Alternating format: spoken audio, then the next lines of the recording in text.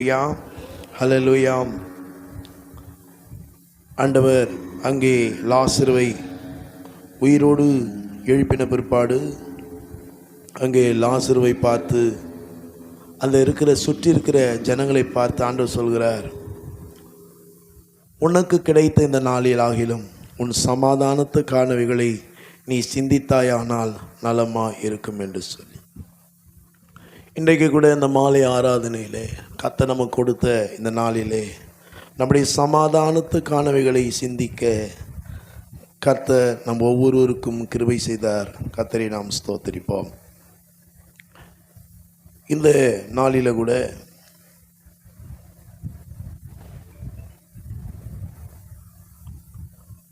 புத்தியுள்ள மனுஷன் புத்தி இல்லாத மனுஷனை குறித்து வேதம் போதிக்கிற சத்தியங்களை நாம் ஞாயிற்றுக்கிழமை மாலையிலே நீங்கள் இந்த இடத்துல நாம் கற்றுக்கொண்டு வருகிறோம்.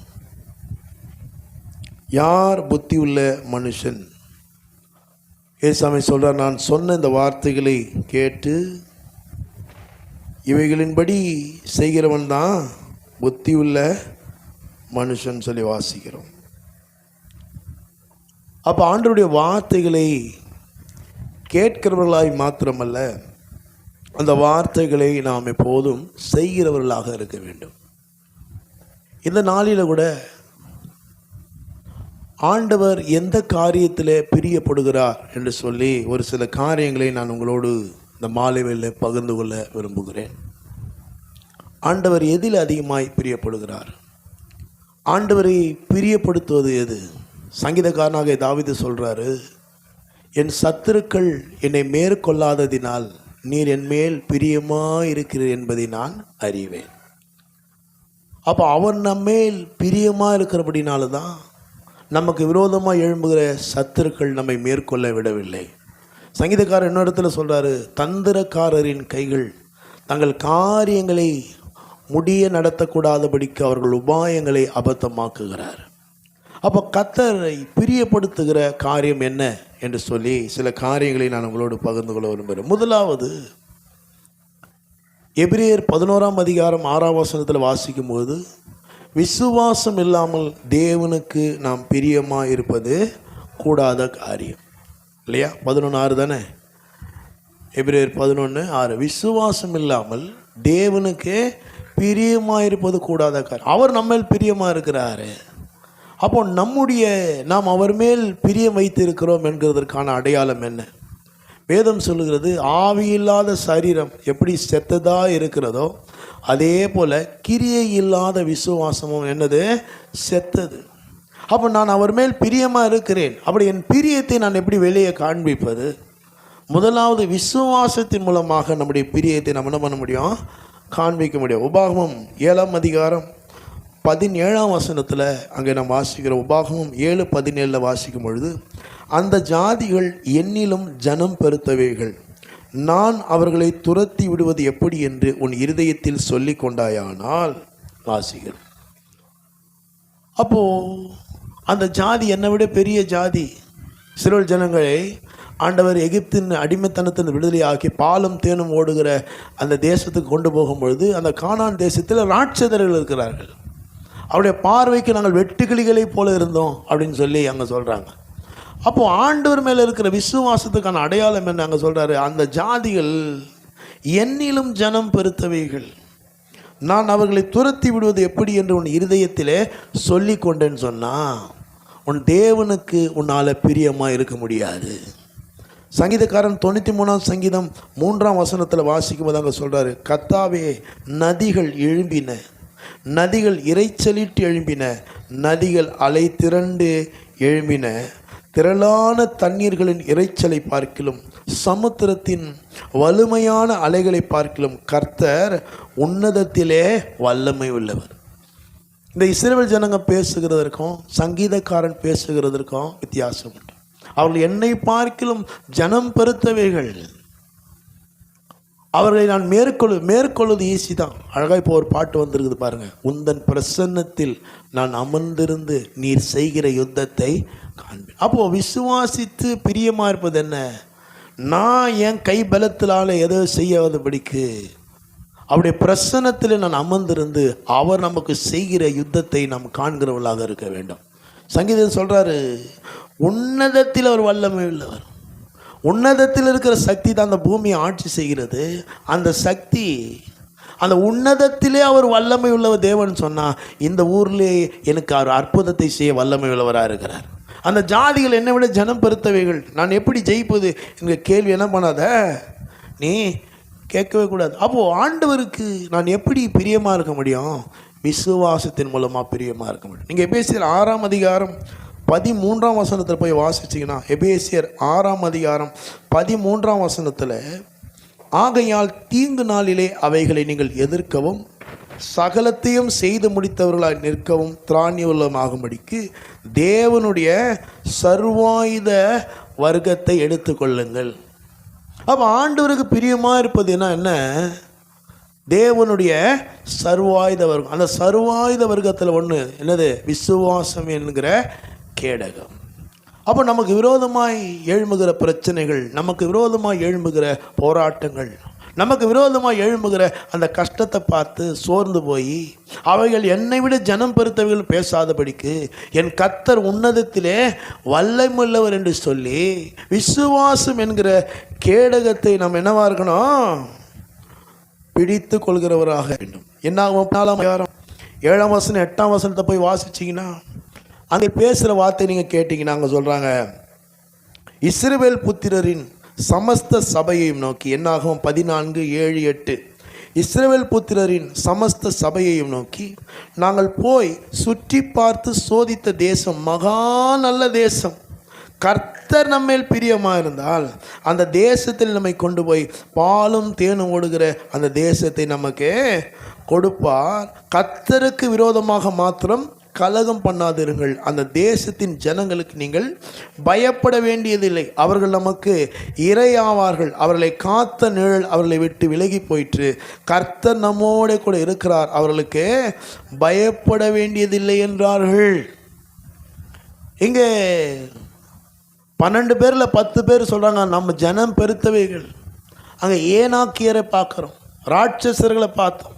அவர்களை மேற்கொள்ள நம்மளால் ஒன்றுமே முடியாது, அவர்கள் பலசாலிகள் இன்னும் அவங்க பேசுகிறாங்க. ஆனால் யோசுவாவும் காலேபும் பேசுகிறது என்னென்னா, கர்த்தர் நம்மேல் பிரியமாக இருந்தால், கர்த்தர் நம்மேல் பிரியமாக இருந்தால் அந்த தேசத்தில் நம்மை கொண்டு போய் பாலும் தேனும் ஓடுகிற அந்த தேசத்தை நமக்கு கொடுப்பார். ஆமேன்னு சொல்லுங்கள். கர்த்தர் அப்போ யார் மேலே பிரியமாக இருப்பார்? அவருக்கு விரோதமாய் கலகம் பண்ணாதவர்கள் மேல் பிரியமாக இருக்கிறார். அப்போ கர்த்தர் யார் மேல் பிரியமாக இருக்கிறாரு? விசுவாசம் உள்ளவர்கள் மேல் பிரியமாக இருக்கார். கர்த்தர் யார் மேலே பிரியமாக இருக்கிறாரு? விசுவாசம் என்கிற கேடகத்தை பிடித்தவர்கள் மேலே அவர் ரொம்ப பிரியமா. அல்லேலூயா. அங்கே இல்லையா, நீ விசுவாசித்தால் தேவனுடைய மகிமையை காண்பாய். விசுவாசமே இல்லாமல் தேவனுக்கு என்ன பண்ண முடியாது? அவர் நம்ம மேலே பிரியமாக இருக்கிறாரு. கலகம் பண்ணும்போது நாம் விசுவாசம் இல்லாமல் போகிறோம், தேவன் மேல் பிரியம் இல்லாமல் போகிறோம். அப்போ கலகம் என்று சொல்லும் பொழுது தோல்வியின் வார்த்தைகள், அவிசுவாசமான வார்த்தைகள், எனக்கு இது நடக்காதாக்கும், எனக்கு இது வராதாக்கும். அப்போ விசுவாசம் தேவனை பிரியப்படுத்துகிறது. ஹல்லேலூயா, ஹல்லேலூயா. இரண்டாவது எந்த காரியம் தேவனை பிரியப்படுத்துன்னு சொன்னால், 37ஆம் சங்கீதம் 23ஆம் வசனம், 37ஆம் சங்கீதம் 23ஆம் வசனத்தை வாசிக்கும் பொழுது, நல்ல மனுஷனுடைய நடைகள் கர்த்தரால் உறுதிப்படும், அவனுடைய வழியின் மேல் அவர் பிரியமாக இருக்கிறார். நல்ல மனுஷனுடைய நடைகள் யாரால் உறுதிப்படும்? நல்ல மனுஷனுடைய வழியின் மேல் அவர் பிரியமாக இருக்கிறார். வேதத்தில் யாரை நல்ல மனுஷன் சொல்லுது தெரியுமா? நல்ல மனுஷன் யார் தெரியுமா? மத்தேயு 12ஆம் அதிகாரம் 35ஆம் வசனம், நான் அடிக்கடிக்கு சொல்கிற வசனம் தான். மத்தேயு 12:35 சொல்லுது, நல்ல மனுஷன் இருதயமாகிய பொக்கிஷத்திலிருந்து நல்லதை எடுத்து காட்டுகிறான். அப்போ நல்ல மனுஷனுடைய நடைகள் கர்த்தரால் உறுதிப்படும். அந்த நல்ல மனுஷனுடைய வழியின் மேல் அவர் பிரியமாக இருக்கிறார். நல்ல மனுஷன் யாருன்னா, இருதயமாகிய பொக்கிஷத்திலிருந்து நல்லவைகளை எடுத்து காண்பிக்கிறவன், அல்லது இருதயத்திலிருந்து நல்ல காரியங்களை வாயினாலே பேசுகிறவன். ஹல்லேலூயா. ஹல்லேலூயா. அப்போ கர்த்தர் எதில் பிரியமாக இருக்கார்? ஒன்று சொன்னேன், விசுவாசம் இல்லாமல் தேவனுக்கு பிரியமாக இருக்க முடியாது. 2, நாம் நல்ல மனுஷர்களாக இருக்க வேண்டும். அப்போ நல்ல மனுஷன் யாருன்னு பைபிள் சொல்லுதுன்னா, இருதயமாகிய பொக்கிஷத்திலிருந்து யார் நல்லதை பேசுகிறானோ. இன்னைக்கு பார்க்கறதுக்கு நிறைய பேர் வெளி வேஷத்தோடு நிறைய பேர் இருக்கிறாங்க, பார்க்க நல்லவங்க மாதிரி இருக்கிறாங்க. ஆனால் மறைவிலே அவங்க பேசுகிற வார்த்தை ரொம்ப மோசமாக இருக்குது. நம்முடைய ஆலயத்துக்கு வருகிற ஒரு ஒரு ஒரு குடும்பம் ஒரு வீட்டில் அவங்க வாடகைக்கு இருக்கிறாங்க, லீஸுக்கு இருக்கிறாங்க. அந்த லீஸுக்கு விட்டவங்க அவங்களும் ஒரு ஒரு குறிப்பிட்ட திருச்சபைக்கு போகிறவங்க. அவங்க அப்போது என்னென்னு ஜெப குறிப்பு சொல்கிறாங்க. என்ன ஜெப குறிப்புன்னு சொன்னால், அந்த வீடு வசதியே கூட இல்லை அவங்களுக்கு, இடிஞ்சு விழுது. அவங்க கேட்குறாங்க, கொடுத்த காசை கொடுத்துருங்க, நாங்கள் வேறு மாறி போயிடுறோம் சொல்கிறாங்க. ஆனால் அந்த சகோதரன் என்னப்பட்ட அவர் அப்படி பேசினார். ஐயா, இது வேறு, அவங்க வீட்டில் அவங்க பொம்பளை பிள்ளைங்களை கூட ரொம்ப அசிங்கமாக பேசுவார். ஆனால் வெளியில் பார்த்து என்னை பார்த்தா மாமான்னு தான் கூடுவார். அவர் தோத்திரம் மாமான்னு தான் சொல்லுவார். வெள்ளை சட்டை தான் எப்பவுமே போடுவார். ஒரு வாட்டி எனக்கே கொஞ்சம் அட்வைஸ் பண்ணார். வெளியில் பார்க்கும்போது தெரியல, ஆனால் வீட்டில் இருக்கும்போது தான் தெரியுது. வாயை திறந்தா கூவம் ஆற்றை விட நாத்தம் மோசமாக இருக்குது. அப்போ நல்ல தேவன் யாரை நல்ல மனிதன் என்று சொல்லுகிறார்னா, இருதயத்திலிருந்து யார் ஒருத்தர் நல்லவைகளை எடுத்து காண்பிக்கிறார்களோ. சில பேர் பார்க்குறதுக்கு ரொம்ப நல்லமாக தெரியும், ஆனால் அவங்களுக்கு கோபம் வந்தால் தான் தெரியும் அவங்க யாருன்னு. அப்போ நல்ல மனுஷனுடைய நடைகள் கர்த்தரால் உறுதிப்படும்.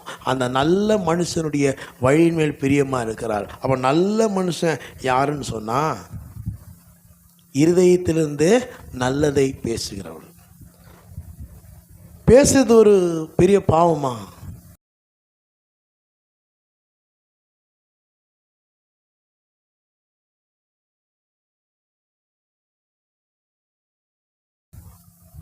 வாசிக்கலாம். மல்கியாவின் புஸ்தகம் 3ஆம் அதிகாரம் 16ஆம் வசனத்தை வாசிக்கும் போது, மல்கியா 3:16, அப்பொழுது கர்த்தருக்கு பயந்தவர்கள் ஒருவரோடு ஒரு பேசிக்கொள்வார்கள், கர்த்தர் கவனித்து கேட்பார். கர்த்தருக்கு பயந்தவர்களுக்காகவும் அவருடைய நாமத்தை தியானிக்கிறவர்களுக்காகவும் ஞாபக புஸ்தகம் ஒன்று அவருக்கு முன்பாக எழுதப்பட்டிருக்கு. அப்போ பேசுறதுல என்னங்க ஆக போகுது? பேசுறதுனால என்ன நடக்க போகுது?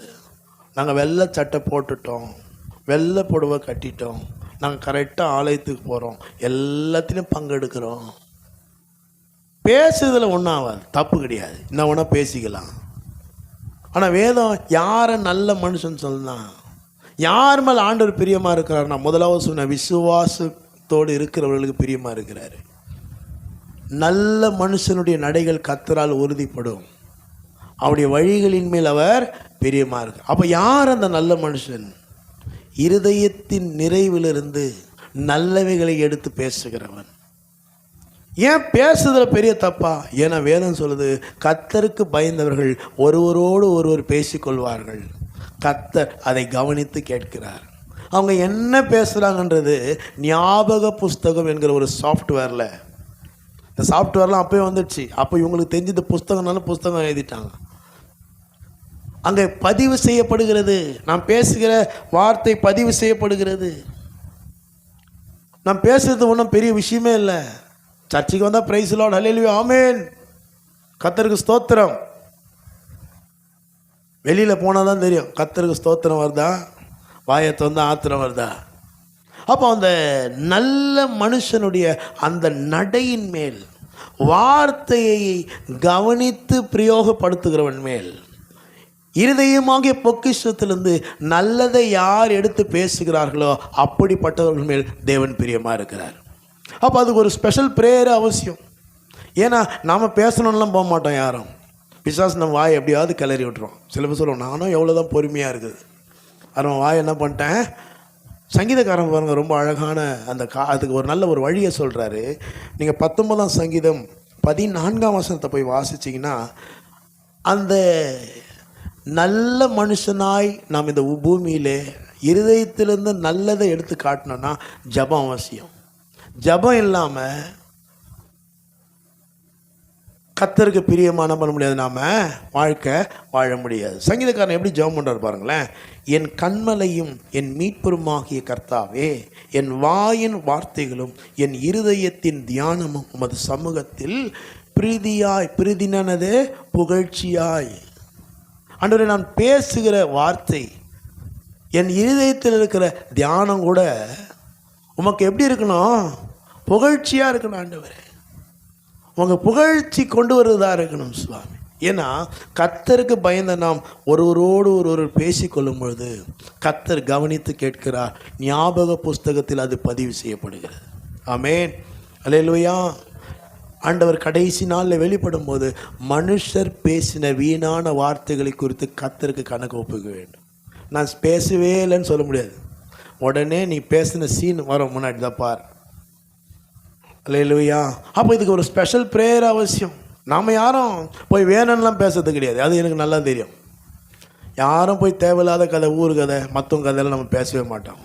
ஒருத்தர் கிராஸ் பண்ணி போனாங்கன்னா அவங்க ஆதியிலேருந்து அந்த எடுத்து பேச மாட்டோம். எனக்கு தெரிஞ்ச ஒரு அண்ணன் கொஞ்சம் இன்றைக்கி புகழ்பெற்ற ஒரு இதில் இருக்கிறாரு. நான் அவர் கூட தான் சுற்றிட்டு இருப்பேன். ஒரு நாள் சைக்கிளில் போகிறேன், அவர் கூட இந்த தெருவுக்குள்ளே போகிறேன். அப்போது வழக்கமாக 3 பேர் உட்காந்து ஊர் கதை பேசுவாங்க. அந்த திண்ணையில் அவர் பெரிய ரவுடி. அவர் வண்டியை திருப்புன்றார். திரும்பி உள்ள போனால் சொல்கிறார், பேசினேன் இப்போ போனால் நம்ம கதை பேசுவாங்க. ஆனால் நம்மளாம் அந்த மாதிரி பேசுறது கிடையாது. நம்மளாம் நீங்கள் பேசுறதுல என்னங்க இருக்குது? உட்காந்து கர்த்தர் அதை கவனித்து கேட்கிறவராக இருக்கிறார். நம்ம யாரும் விருப்பப்பட்டு பேசுறது கிடையாது, விரும்பி பேசுறது கிடையாது. பிசாசு அப்படிப்பட்ட ஒரு சோதனைக்குள்ளே கொண்டு வரோம். அப்போ அந்த சோதனையை நீ சாதனையாக மாற்றணும்னா அதிகாலையில் எழுந்து இந்த ஜபத்தை பண்ணும் பொழுது தான் கர்த்தர் உனக்கு கிருபை கொடுக்குறவராக இருக்கிறார். ஏங்க பேசுறதுன்னா அவ்வளோ பெரிய பிரச்சனையா? யாக்கோபு அப்போஸ்தலன் யாக்கோபு 3:5 சொல்கிறாரு, நாவானது சிறிய அவயவமாயிருந்தும் பெருமையானவைகளை பேசும் பாருங்கள். சிறிய நெருப்பு எவ்வளவு பெரிய காட்டை என்ன பண்ணால் கொளுத்தி விடுகிறது. சிறிய நெருப்பு பெரிய காட்டை கூட என்ன ஆகிடுமா? அப்போ நாவுக்கு அவ்வளோ வல்லமை இருக்குது. பேசுறதுல ஒன்றுமே கிடையாதுங்க. எதை வேணால் நம்ம கண்டதை பேசலாம். ஞாயிற்றுக்கிழமை நம்ம ஆராதிக்கலாம், தப்பு கிடையாது. வேதம் சொல்லுது, அதைக்கு கர்த்தருக்கு நாம் என்ன பண்ண வேண்டும்? கணக்கு ஒப்பு வைக்க வேண்டும். அப்போது சிறிய நாவு பெரிய காட்டை என்ன பண்ணுமா? கொளுத்தக்கூடிய வல்லமை உள்ளதாக இருக்குது. 19ஆம் சங்கீதம் 13ஆம் வசனத்தில் வாசிச்சிங்கன்னா, 19ஆம் சங்கீதம் 13வது வசனம், துணிகரமான பாவங்களுக்கும் உமது அடியனை விலக்கி காரும், அவைகள் என்னை ஆண்டு கொள்ள ஒட்டாதிரும், அப்பொழுது நான் உத்தமனாகி பெரும் பாதகத்துக்கு நீங்களாக இருப்பேன். துணிகரமாக பேசுகிற அந்த வார்த்தை என்ன பண்ணுமா? என் வாழ்க்கையில் பெரிய பாதகத்தை கொண்டு வரும். ஆகாத சம்பாஷணைகள் நல்லொழுக்கத்தை கெடுத்துரும். தேவையில்லாத கதை பேசுறது. சில பேர்லாம் இருக்கிறாங்க, அவங்க பேசினாலும் ஏதோ வில்லங்கம்தான், சொல்கிறதே தெரியாது. லைட்டாக பற்ற வச்சுட்டு போயினே இருப்பாங்க, அவ்வளோதான், முடிஞ்சிச்சு. தெருவில் சண்டை தான் வரும். அப்போ அந்த பேசுகிற வார்த்தைக்குள்ளே கர்த்தருடைய பிள்ளைகளாகி நாம் ஜாக்கிரதையாய் பிரயோகிக்க வேணும். 3வது, யார் மேலே அவர் பிரியமாக இருக்கிறாருன்னு சொன்னால், 147ஆம் சங்கீதத்தினுடைய 11ஆம் வசனத்தை நீங்கள் வாசிச்சிங்கன்னா அங்கே போடப்பட்டிருக்கிறது. 147:11, தமக்கு பயந்து தமது கிருபைக்கு காத்திருக்கிறவர்கள் மேல் கர்த்தர் பிரியமாக இருக்கிறார். தமக்கு பயந்து தமது கிருபைக்கு யார் காத்திருக்கிறார்களோ அவர்கள் பாக்கியவான்கள். அப்போ அந்த கிருபைக்கு காத்திருக்கிற ஒரு அனுபவம் நம்ம ஒவ்வொருவருக்கும் வேணும். அவருக்கு பயந்து என்ன பண்ணால் கிருபைக்கு. அப்போ அந்த கிருபை எப்போ கிடைக்கும் தெரியுமா? கிருபை அதிகாலையில் தான் கொடுக்கும். காலை தோறும் புதியவைகளாக இருக்குதுன்னு சொல்லி தான் வேதத்தில் போட்டிருக்குது. மத்தியான தோறும் சாயங்கால தோறும் புதுசாக இருக்குதுன்னு போடல. அப்படியே கிருபை காலை தோறும் புதிதாக இருக்குது. அப்போ யார் மேலே அவர் அதிகமாக பிரியவாக இருக்கிறாரு? அதிகாலையில் எழுந்து அவருக்கு பயந்து அவருக்கு உரிய மரியாதை கொடுத்து, அப்படியே சத்தத்துக்கு உரிய மரியாதை கொடுத்து, அப்படியே கிருபையை காலையில் பெற்றுக்கொள்ள, அதிகாலையில் எழுந்து காலையில் அவருடைய கிருபையை யாரெல்லாம் பெற்றுக்கொள்ள காத்திருக்கிறார்களோ அவர்கள் மேல் அவர் அதிகம் பிரியமாய் இருக்கிறார். 22ஆம் சங்கீதம் 23ஆம் வசனத்தில் வாசிக்கும் பொழுது, கர்த்தருக்கு பயப்படுகிறவர்களே அவரை துதியுங்கள், யாக்கோபின் சந்ததியாரே நீங்கள் எல்லாரும் அவரை கனம் பண்ணுங்கள், இஸ்ரவேலின் வம்சத்தாரே நீங்கள் எல்லாரும் அவர் பேரில் பயபக்தியாருங்க. என்ன பண்ணணுமா? அவரை காலையில் எழுந்து துதிக்கணும். காலையில் எழுந்து என்ன பண்ணோம்? துதிக்கணும். வாயை திறந்து நல்ல சத்தத்தை உயர்த்தி ஆண்டவரை துதிக்கணும், ஆண்டவரை உயர்த்தணும். 20ஆம் சங்கீதத்தில் சொல்கிறார், சிலர் ரதங்களை குறித்தும் குதிரைகளை குறித்தும் மேன்மைப்பார், நாங்களோ எங்கள் தேவனாகிய கர்த்தருடைய நாமத்தை குறித்து மேன்மைப்பார். காலையில் எழுந்து கர்த்தரை உயர்த்துகிற அந்த துதி நம்ம வாயிலிருந்து புறப்பட வேண்டும். அப்படிப்பட்டவர் மேல் அவர் என்னவா இருக்கிறாரு? பிரியமாக இருக்கார். 49ஆம் சங்கீதம் 14ஆம் வசனத்தை வாசிச்சிங்கன்னா, 49ஆம் சங்கீதம் 14ஆம் வசனத்தை வாசிச்சிங்கன்னா, ஆட்டு மந்தையை போல பாதாளத்திலே கிடத்தப்படுகிறார்கள், மரணம் அவர்களை மேய்ந்து போடும், செம்மையானவர்கள் அதிகாலையில் அவர்களை ஆண்டு கொள்வார்கள், அவர்கள் தங்கள் வாசஸ்தலத்தில் நிலைத்திருக்க கூடாதபடி அவருடைய ரூபத்தை பாதாளம் அழிக்கும். ஒவ்வொரு நாளும் பிசாசு ஆட்டு மந்தையை போல நம்மளை என்ன பண்ணுறாங்க? பாதாளத்திலே கிடத்தப்படுகிறார்கள். நம்மளை எப்படியாவது நீங்கள் காலையில் ஆடு தொட்டிக்கு போனால் ஆடெல்லாம் கிடத்தப்படுகிறது. எதுக்கு? சாகடிக்கிறதுக்கு. அதே போல் பிசாசு கூட நம்மளை எப்படியாவது இன்னைக்கு அழிக்க வேண்டும் என்று சொல்லி திட்டம் திட்டுறானா, அதிலிருந்து தப்பிக்கொள்கிற வழி என்னவா? அதிகாலையில் அவர்களை நாம் ஆண்டு கொள்ள முடியும். இருக்கிறீங்களா? பிசாசு அன்னைக்கு நமக்கு விரோதமாய் தீட்டி வச்சிருக்கிற அந்த திட்டம், நம்மளை அழிக்க அவன் வைத்திருக்கிற அந்த திட்டம், மரணம் என்கிற அந்த திட்டம், நம்முடைய வாசஸ்தலத்திலே நாம் நிலைத்திருக்க கூடாதபடிக்கு, பாதாளம் நம்மை அழிக்கும்படிக்கு அவன் போட்டிருக்க அந்த திட்டத்தை நம்ம ஆண்டு கொள்ள வேண்டும் என்று சொன்னால் அதிகாலையில் எழுந்து தெய்வத்தை நாம் துதிக்க வேண்டும். 103ஆம் சங்கீதம் 11ஆம் வசனத்தில் வாசிக்கும் பொழுது, பூமிக்கு வானம் எவ்வளவு உயரமாக இருக்கிறதோ அவருக்கு பயப்படுகிறவர்கள் மேல் அவருடைய கிருபையும் அவ்வளவு பெரிதாக இருக்கிறது. பெரிய கிருபையை தராராம். காலையில் பூமியிலிருந்து வானத்தை நீங்கள் அளவிட முடியுமா? எவ்வளோ உயரம், யாரும் அளந்ததில்லை. அதே போல் அளவில்லாத கிருபையை நமக்கு தருகிறார். மேற்குக்கு கிழக்குக்கு எவ்வளவு தூரமோ அவ்வளவு தூரம் நம்முடைய பாவங்களை நம்ம விட்டு என்ன பண்ணுறாராம்? அவரே விலக்கினார். 63ஆம் சங்கீதம் 7ஆம் வசனத்தை வாசிக்கினா, நீர் எனக்கு துணையாக இருந்ததினால் மது செட்டைகளின் நிழலிலே களி கூறுகிறேன். நீங்கள் அதிகாலையில் எழுந்து கர்த்தரை துதிக்கும் பொழுது அவர் நமக்கு துணையாக இருக்கிறார் என்றது ஆங்கில வேதாகமம் பிரியமாக இருக்கிறார். அவர் நம்ம பிரியமாக இருந்தபடினால அவருடைய செட்டையினாலே நம்மை மூடி மறைத்து பாதுகாத்துக் கொள்கிறார். முதலாவது சொன்ன, விசுவாசம் இல்லாமல் தேவனுக்கு பிரியமாக இருக்க முடியாது. நல்ல மனுஷனுடைய நடைகள் கர்த்தராலே உறுதிப்படும், அவருடைய வழியின் மேல் அவர் பிரியமாக இருக்கார். அப்போ நல்ல மனுஷன் யார்? இருதயமாக பொக்கிஷத்திலேருந்து நல்லதை எடுத்து காட்டுருவேன். மூன்றாவது சொன்ன, அவருக்கு பயந்து அவருடைய கிருபைக்கு அதிகாலையில் எழுந்து யார் காத்திருக்கிறார்களோ அவர்கள் மேல் அவர் பிரியமாக இருக்கிறார். நான்காவது, எபிரேயர் 11ஆம் அதிகாரம் 5ஆம் வசனத்தை வாசிக்கும்போது, எபிரேயர் 11:5 விசுவாசத்தினாலே ஏனோக்கு மரணத்தை காணாதபடிக்கு எடுத்துக்கொள்ளப்பட்டான், தேவன் அவனை எடுத்துக்கொண்டபடியினால் அவன் காணப்படாமற் போனான், அவன் தேவனுக்கு பிரியமானவன் என்று அவன் எடுத்துக்கொள்ளப்படுவதற்கு முன்னமே சாட்சி பெற்றான். விசுவாசத்தினாலே ஏனோக்கு எலியா இன்னும் சாகலை, 2 பேரும் உயிரோட எடுத்துக்கொள்ளப்பட்டார். நிறைய பேர் மோசேன்னு சொல்லுவாங்க. மோசே செத்ததுக்கான அடையாளம் இல்லை, ஆனால் யூதா புஸ்தகத்தில் அவனுடைய சரீரத்துக்காக பிசாசு வாக்குவாதம் பண்ணினான்னு இருக்குது.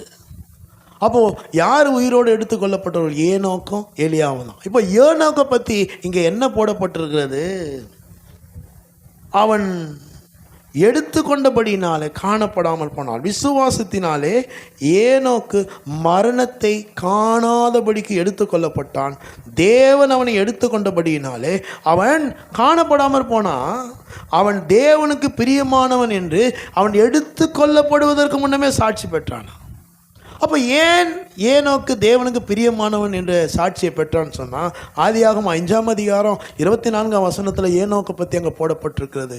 ஆதியாகமம் 5ஆம் அதிகாரம் 24ஆம் வசனத்தை வாசிக்கும் பொழுது, ஏனோக்கு தேவனோட சஞ்சரித்து கொண்டு இருக்கையில் காணப்படாமற் போனான், தேவன் அவனை எடுத்துக்கொண்டார். அப்போ யார் மேலே அவர் அதிகமாக பிரியமாக இருக்கிறாரு? அவரோடு சஞ்சரிக்கிறவர்கள். ஆதாம் எதை இழந்து போனான்? பகலின் குளிர்ச்சியான வேளையில தேவன் என்ன பண்ணாராம்?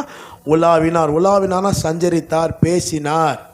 அப்போ யாரெல்லாம் ஆண்டவரோடு பேசுகிறீர்களோ, வெறும் துதிக்கிறவர்களாக மாத்திரமல்ல, ஆண்டவரோடு பேசுகிறவர்களாக, சஞ்சரிக்கிறவர்களாக, உறவாடுகிறவர்களாக இருக்கணும். யோபுல வாசிக்கிறோம், அவரோடு பழகி சமாதானமாயிரும். அப்போ சஞ்சரிக்குதல் என்று சொல்லும்போது என்ன? பழகுதல்.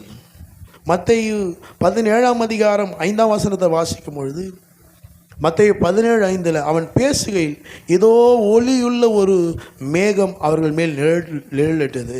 இவர் என்னுடைய நேசகுமாரன், இவரில் பிரியமாயிருக்கிறேன், இவருக்கு செவி கொடுங்கள் என்று அந்த மேகத்திலிருந்து ஒரு சத்தம் உண்டாயிற்று. அப்போ நாம் யாரு? அவருடைய நேசகுமாரர்கள். நாம் யாரு? நேசகுமார். யூதா 1ஆம் அதிகாரம், யூதாவில் 1 தான் அது, 20ஆம் வசனம். யூதா 20ஆம் வசனம், யூதாவின் நிருபம் 20ஆம் வசனம். நீங்களோ பிரியமானவர்களே, உங்கள் மகா பரிசுத்தமான விசுவாசத்தின் மேல் உங்களை உறுதிப்படுத்தி கொண்டு பரிசுத்த ஆவிக்குள் ஜெபம் பண்ணணும். அப்போ ஏனோக்கு தேவனோடு சஞ்சரித்து கொண்டு இருக்கும் பொழுது அவன் காணப்படாமல் போனான். அவன் காணப்படாமல் போகிறதற்கு முன்னமே அவன் தேவனுக்கு பிரியமானவன் என்கிற சாட்சியை பெற்றான். அப்போ ஏனோக்கு சஞ்சரித்தான் என்று சொன்னால் என்ன அர்த்தம்னா, எப்போதும் பரிசுத்த ஆவிக்குள்ளே ஜெபம் பண்ணுகிறவளாய் நம்ம இருக்கணும். எப்படி ஜெபம் பண்ணணுமா? நல்லா பரிசுத்த ஆவியில் நிறைஞ்சி ஜெபம் பண்ணணும். சிலர் பாருங்கள், அனலாக இருப்பாங்க, குளிராக இருப்பாங்க. நல்லா பரிசுத்த ஆவியில் நிறைஞ்சி நம்ம எப்படி பண்ணோம்? ஜெபம் பண்ண வேண்டும். ஏன் பரிசுத்த ஆவியில் நிறைஞ்சி ஜெபம் பண்ணோன்னா, தேவனுடைய ஆழத்தையும் நம்முடைய ஆழத்தையும் அறிந்தவர் யார் சொன்னால் பரிசுத்த ஆவியானவர் தான். நமக்கு என்ன வேண்டிக் கொள்ளணும் நமக்கு தெரியாது, இப்படி செய்யணும் இப்படி செய்யக்கூடாது நமக்கு. ஆனால் பரிசுத்த ஆவியானவருக்கு நமக்கு தெரியும். அவர் வாக்கு கடங்காத பெருமூச்சுகளோடு என்ன பண்ணுறாரா? வேண்டி செய்ய. ஆமோஸ் 3ஆம் அதிகாரம் 3ஆம் வசனத்தை வாசிச்சிங்கன்னா, ஆமோஸ் 3:3 2 பேர் ஒருமனப்பட்டு இருந்தால் ஒழிய ஒருமித்து நடந்து போவார்களோ. அப்போ அந்த சஞ்சரித்தல், பரிசுத்த ஆவிக்குள்ளே ஜெபம் பண்ணுதல்னு சொல்லும் பொழுது அங்கே ஒரு மனம். ஹல்லேலூயா, ஹல்லேலூயா. 2 பேர் ஒருமனப்பட்டு இருந்தால் ஒழிய ஒருமித்து நடந்து போவார்களோ. ஏசாமி என்ன சொல்கிறார்? பகற்காலம் இருக்க மட்டும் நான் என்னை அனுப்பினவருடைய கிரியையை செய்ய வேண்டும். ஹல்லேலூயா, ஹல்லேலூயா. 5வது யார் மேலே அவர் பிரியமாக இருக்கிறான்னு சொன்னால், சங்கீதம் 69:30-31 வாசிச்சிங்கன்னா, சங்கீதம் 69:30-31 தேவனுடைய நாமத்தை பாட்டினால் துதித்து அவரை ஸ்தோத்திரத்தினால் மகிமைப்படுத்துவேன். கொம்பும் விரி குலமுள்ள கால எருதை பார்க்கிலும் இதுவே கர்த்தருக்கு பிரியமாக இருக்கும். சங்கீதம் 69:30 31 வசனம். அப்போ தேவன் எதில் பிரியமாக இருக்கிறார்னா, நம்ம பாடுற பாட்டில் பிரியமாக இருக்கிறார். நம்ம ராகத்தோடு பாடுறோமா, ராகம் இல்லாமல் பாடுறோம்லாம் கிடையாதாங்க. அல்லேலூயா, அல்லேலூயா. நம் பாடுகிற அந்த பாடல்களின் மேலே தேவன் என்னவா இருக்கிறாரு? நிறைய பேர் இந்த பாட்டுக்கெல்லாம் முக்கியத்துவம் கொடுக்க மாட்டாங்க. இசையே இருக்கக்கூடாதுன்றாங்க சில இடத்துல, அது பெரிய பாவம்ன்றாங்க. தப்பாக நினைக்காதீங்க, இது கண்டிப்பாக பதிவு பண்ணணும். ஜான் ஜெபராஜ் பாட்டே போடக்கூடாதுன்னு சொன்னாலாம் சினிமா பாட்டு போட்டு வச்சுன்னு இருக்குது. பெரிய பாவம் ஜான் ஜெபராஜ் பாட்டு. வேதம் சொல்லுது, தேவனை பாட்டினால் துதிக்கக்கூடிய அனுபவத்தை ஆண்டவர் நமக்கு தந்தார். எத்தனை பேர் நல்லா வீட்டில் சத்தமாக பாட்டு பாருங்க. நீங்கள் எதுக்கு ஒவ்வொரு வாரம் புது பாட்டெல்லாம் செலக்ட் பண்ணி பாடுறேன்னு நினைக்கிறீங்க? நீங்கள் இதை கற்றுக்கிட்டு உங்கள் வீட்டில் போய் பாடணும். பிள்ளைகளுக்கு அதை கற்றுக் கொடுக்க வேண்டாம். கொம்பும் விரி குலமுள்ள கால எருதை பார்க்கலாம் அப்படின்னா, கர்த்தருக்கு இதை தான் பலி செலுத்தணும், இதை தான் பலி செலுத்தக்கூடாதுன்னு இருக்குது. எல்லாத்தையும் பலி செலுத்த முடியாது ஆண்டவருக்கு. நிக்கோதேமு என்கிறவனுடைய வீட்டில் பேதுரு போகும்போது ஒரு பெரிய துணி இறங்கி வருது, அதில் எல்லா மிருகம் இருக்குது. சுத்தமுள்ள மிருகம், அசுத்தமுள்ள. அப்படின்னா அழுக்குன்னு அர்த்தம் கிடையாது. இந்த கொம்பு விரி குழம்பு உள்ளது தான் ஆண்டவருக்கு செலுத்தணும். அது சுத்தமுள்ள மிருகம். அப்போ அப்படிப்பட்ட சுத்தமுள்ள பலிகளை செலுத்துகிறத பார்க்கலாம் நம்ம பாட்டினால் கர்த்தரை துதிப்பது அவரை ரொம்ப என்ன பண்ணுதான், பிரியப்படுத்துகிறது. சங்கீதம் 116:7 சங்கீதக்காரன் சொல்றாரு, என் ஆத்துமாவே கர்த்தர் உனக்கு நன்மை செய்தபடியால் நீ உன் இளைப்பாறுதலுக்கு திரும்பு. என் ஆத்துமாவை மரணத்துக்கும் என் கண்ணை கண்ணீருக்கும் என் காலை இடுதலுக்கும் தப்பு வைத்து. அப்போ ஏன் ஆண்டவரை நான் பாட்டினால் துதிக்கிறோம்? என் ஆத்துமாவை என்ன பண்ணியிருக்கிறார் அவர்? மரணத்துக்கு, என் கண்ணை கண்ணீருக்கு, என் காலை இடறுதலுக்கு தப்பு வைத்திருக்கிறார். ஹல்லேலூயா, ஹல்லேலூயா. அப்போ பாட்டினால் ஆண்டவரை துதிங்க, அது ஆண்டவரை ரொம்ப பிரியப்படுத்துது. நேரம் என்ன போயிடுச்சு, டைம். லாஸ்ட்டாக அதை சொல்லி நிறுத்தலாம். 6 எதன் மேலே அவர் பிரியமாக இருக்கார்? எபேசியர் 6:5 வேலைக்காரரே, நீங்கள் கிறிஸ்துவுக்கு கீழ்ப்படுகிறது போல சரீரத்தின்படி உங்கள் எஜமான்களாக இருக்கிறவர்களுக்கு பயத்தோடும் கபடற்ற மனதோடும் கீழ்ப்படியது. பயத்தோடும் கபடற்ற மனதோடும் நம்ம என்ன பண்ணணுமா? கீழ்ப்படியணும்.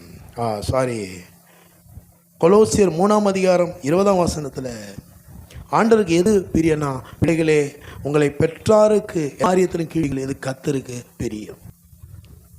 பிள்ளைன்னா வெறும் நம்ம வீட்டு நம்ம சொல்லுவோம் ஒன்லி அட்வைஸ், நம்ம வீட்டு பிள்ளைக்கு தான் மாத்திரல. நீங்கள்லாம் இங்கே ஒரு பிள்ளைகள், இந்த இடத்துல ஆண்டவர் என்ன ஒரு தகப்பனாக வச்சிருக்கிறார். இதை தான் நான் கேட்க எல்லாரையும் தேவ பிரசன்னத்தில் நீங்கள் வந்திருக்கிறீங்க, தேவ சமூகத்தில் வந்திருக்கிறீங்க. கர்த்தர் உங்களை நடத்துகிறதற்கான கிருபை எங்களுக்கு தந்திருக்கிறார். சில பேருக்கு சில காரியம் கசப்பாக தோணும், நான் சொல்லுவேன். ஆனால் அவங்களுக்கு ஒன்றும் விளங்கலை. தேவ ஆவினால் ஏவப்பட்டு சொல்கிறார். நம்ம சொல்லி அவங்க கேட்காம போய் சிக்கி பிரச்சனை வரும்போது பாதிப்பு அவங்களுக்கு மாத்திரமல்ல, சபைக்கும் தான். நம்ம ஒரு காரியத்தை வேணான்னு சொல்கிறோம், சொல்கிறோன்னா எல்லாத்தையும் ஓப்பனாக அவங்ககிட்ட பேச முடியாது. காரியத்தை செய்ய வேணாம், இது தப்பு, இதில் பிரச்சனை இருக்குது அப்படின்னு தான் மேலோட்டமாக தான் சொல்ல முடியும். ஃபுல் மேட்டரை நான் என்ன பண்ண முடியாது, உங்களால் சொல்ல முடியாது என்னால். அப்போது நம்முடைய சபைக்கு வருகிற நீங்கள் என்ன செய்ய வேண்டும்? எல்லா காரியத்திலையும் உங்கள் மனசு போகிற இடத்துலலாம் போயிடக்கூடாது. சில இடம்லாம் பார்க்குறதுக்கு ரொம்ப அழகாக இருக்கும், ரொம்ப உண்மை மாதிரி தெரியும். செடியிலேயே பூச்சியை விழுங்குற செடியெல்லாம் இருக்குது. அந்த அந்த பூவை பார்த்தா அவ்வளோ அழகாக இருக்குமா, விழுங்கி விட்டுரும். நமக்கே தெரியாது. அது நம்ம பாதிப்பு வரும்பொழுது தான். அல்லேலூயா. அப்போ கர்த்தருக்கு எது பிரியம்? உங்களை நடத்துகிறவர்களுக்கு நீங்கள் கீழ்ப்படிய வேண்டும். நீங்கள் இந்த ஆலயத்துக்கு வர்றீங்க, இந்த ஆலயத்துக்கு தொடர்ந்து வர்றீங்க. இந்த ஆலயத்திலே உங்களை நடத்தக்கூடிய ஒரு கிருபை ஆண்டவர் எங்களுக்கு தந்திருக்கிறார். நாங்கள் உங்களுக்கு இது செய்யுங்க, இது செய்யாதீங்க, இது வேண்டாம் அப்படி சில காரியங்கள் நாங்கள் சொல்கிறோன்னு சொன்னால் அதில் எங்களுக்கு எந்த நன்மையும் கிடையாது. எங்களுக்கு நயா பைசா பிரயோஜனம் கிடையாது. அதில் பெரிய சிக்கல் இருக்கிறது. நீங்கள் ஒரு காரியத்தை பார்க்கிற விதங்கள் வேறு, நாங்கள் அதை பார்க்கிற விதங்கள் வேறு. அதை முதலாவது விளங்கிக்கிங்க. அல்லேலூயா. அப்போ கர்த்தர் எதை பிரியப்படுகிற பிள்ளைகளே, உங்களை பெற்றாருக்கு எல்லா காரியத்திலும் என்ன பண்ணுங்க, பிரியப்படு. இது என்னதான் கர்த்தருக்கு பிரியமாக இருக்கிறது. அல்லேலூயா. இருக்கிறீங்களா? நேரம் ஆயிடுச்சு. அப்போ கீழ்ப்படிங்க. கீழ்ப்படிது ரொம்ப முக்கியம். நீங்கள் மேலோட்டமாக ஒரு காரியத்தை பார்ப்பீங்க, ஆனால் ஊழியக்காரர்களை நாங்கள் அந்த காரியத்தை பார்க்குற விதமே வேறு. எங்களுக்கு சில காரியங்கள் தெரியும். ஏன்னா மனுஷர் பேசுகிற வீணான வார்த்தைகளை குறித்து கத்தெடுத்து என்ன பண்ணோம், அதனால் சில காரியங்கள் நாங்கள் மறைச்சிருவோம், அவங்ககிட்ட சொல்ல மாட்டோம். ஆனால் மேலோட்டமாக சொல்லுவோம், வேணாம், ஜாக்கிரதையாக இருந்தது. ஆனால் உங்களுக்கு நாங்கள் சொல்லும் போது அது கசப்பாக தெரியும், கஷ்டமாக தெரியும். சில பேர் ஏவாள் பண்ண பாவம் என்ன? ஆண்டவர் சொல்ல, கனியை புசிக்காதம்மா, புசித்தா செத்துருவேன். பிசாசு சொல்கிறான், சாப்பிட்டா சாவே மாட்டேன். என்ன நினச்சிச்சு அந்த அம்மா? இந்த அம்மா இவங்க மேலே பொறாமப்படுறாருன்னு நினச்சிச்சு. நாங்கள் கூட சில காரியங்களை சொல்லும் பொழுது அது ஏதோ பொறாமையில் பேசுகிறோம். இல்லை, அதில் ஏதோ பெரிய ஆபத்து, ஒரு பெரிய படுகொழி உங்களுக்கு விரோதமாக வெட்டப்படுகிறது. உடைய ஆசீர்வாதத்தை கெடுக்க வெட்டப்படுகிறது. உடைய விசுவாச வாழ்க்கையை கெடுக்க வெட்டப்படுகிறது. அதில் போய் சில காரியங்களை பார்க்கும் பொழுது உனக்குள்ளே ஒரு சோர்வு வந்து தேவனை விட்டே நீ தூரம் போகிற ஒரு சூழ்நிலை உனக்கு உண்டாயிடும். அவள் கர்த்தர் எதிர்மேல பெற்றாருக்கு என்ன பண்ணோம், நீங்கள் கீழ்ப்படிங்க. நாங்கள் ஏதாவது சொன்னால் கீழ்ப்படிங்க. கொஞ்சம் நீங்கள் கீழ்ப்படினா நாங்கள் உங்களை ஒன்றும் சொல்ல மாட்டோம், அமைதியாக விட்டுருவோம் நாங்கள். ஆனால் பிரச்சனைன்னு வரும்போது அது பாதிப்பு உங்களுக்கு மாத்திரமல்ல, சபைக்கும் தான். சபைக்கு மாத்திரமல்ல, ஒட்டுமொத்த எல்லாருடைய ரட்சிப்புக்கும் அது பாதிப்பாக மாறிடும். உங்களுக்கு தெரியாது. அது நம்ம நினைக்கிறோம் இங்கே சுற்றி இருக்கிற ஜனங்கள் நம்மளை வாட்ச் பண்ணல, நம்ம நினைக்கிறோம் எல்லாம் வாட்ச் பண்ணிட்டு தான் இருப்பாங்க. அவங்களுக்கு நேரம் வரும்போது தான் பேச ஆரம்பிப்பாங்க. இப்போ ஒன்றும் பேசுறதுக்கு வாய்ப்பு கொடுக்கல. நம்ம எதாவது சொல்லி மனசுக்குள்ளே சொல்லுவாங்கள்ல, யார்கிட்டயே சொல்லுவாங்க, மற்ற எதாவது மாட்டுவாங்கள்ல, அப்போ பார்த்துக்கலாம். அப்போ இது எப்படி ஆகணும், ஃபுல்லாக பரவும்போது என்ன இந்த கிறிஸ்தவங்களே எப்படி இருக்கிறாங்க அப்படின்னு மற்றவர்கள் ரட்சிப்புக்குள்ளே வர அது ஒரு பெரிய பிரச்சனையாக மாறிடும். அப்போ நாங்கள் இங்கே இந்த நடத்திப்புக்கு நீங்கள் கீழ்ப்படிங்க. இப்போ கூட ஒரு ஃபார்ம் கொடுக்க போகிறோம். அதேமா அடுத்த மாதம் 1ஆம் தேதியில் கொடுத்துருவோன்னு நினைக்கிறேன், முதல் வாரத்தில். உங்களுக்கு அதில் தெளிவாக குறிப்பிட போகிறேன். நான் அதில் அவங்ககிட்ட சொல்கிறேன், யார்கிட்டையும் சொல்கிறேன், இப்போ சொல்கிறேன் ஓப்பனா, தெளிவாக குறிப்பிட போகிறேன். நான் இங்கே தொடர்ந்து சபைக்கு வருதா இருந்தால் எதுவாக இருந்தாலும் நாங்கள் தான் செய்ய வேண்டும். இந்த சபை கட்டுப்பாட்டுக்கு கீழ்ப்படிந்து இதுக்கு வர்றவங்க வாங்க, எதுவாக இருந்தாலும் நாங்கள் தான். இதெல்லாம் பெரிய பிரச்சனையாகி போகுது. அவங்களுக்கு ஒரு ஜபம், இவங்களுக்கு ஒரு ஜபம், கடைசியில் தேவ பிரச்சனமே அங்கே இருக்க மாட்டேன். இதில் வேறு கோச்சிக்குவாங்க, ஜபம் கூட கொடுக்கல. அது எதுக்கு நடத்துகிறோம், ஒரு கூட்டம் நடத்துகிறோம், ஒரு விழா நடத்துகிறோன்னா அந்த குடும்பத்தாருக்கு, அந்த வீட்டாருக்கு ஆசீர்வாதமாக இருக்க முடியும். நான் எங்கேயுமே ஜபம் எதிர்பார்க்கவே மாட்டேன். நான் போய் அட்டன் பண்ணிட்டு வந்தேன். சில இடத்துக்கு போக விட மாட்டேன், அவ்வளோதான், அவாய்ட் பண்ணி உக்காந்துருவேன் நான். அப்போ இது உங்களுடைய, அதாவது நீங்கள் உங்களுக்கு தகப்பன் நான். இங்கே தான் ஆலயத்துக்கு வரீங்க. நீங்கள் உங்களை கர்த்தர் எப்படி ஆசீர்வதிப்பார், ஆலயத்திலேருந்து தான் ஆசீர்வதிப்பார். வெளியில் இருக்கிறது ஆளெல்லாம் ஆசீர்வதிக்க மாட்டார். அப்போ வேதம் சொல்லுது, எல்லா காரியத்திலும், சின்ன காரியத்தில், எல்லா காரியத்திலும் நீங்கள் என்ன பண்ணணும், அப்படி கீழ்ப்படுகிறவளாக இருந்தீங்கன்னா கர்த்தர் உங்கள் மேலே அதிக பிரியமுள்ளவராக இருக்கிறார். கண்களை மூடி ஜெபிக்கலாமா? ஹல்லேலூயா. அத்தனை பேருக்கு நல்லா இதை திரும்ப திரும்ப படித்து பாருங்கள். நல்லா எழுதி வச்சுருக்கிறீங்க. எழுதாதவங்க இந்த வீடியோ லைவில் இருக்குது, போட்டு கேளுங்க. உங்கள் வெற்றிகரமான வாழ்க்கைக்கு இது நான் சொன்ன இந்த 6 காரியத்தை ஃபாலோ பண்ணுங்கள், வேறு ஒன்றுமே இல்லை.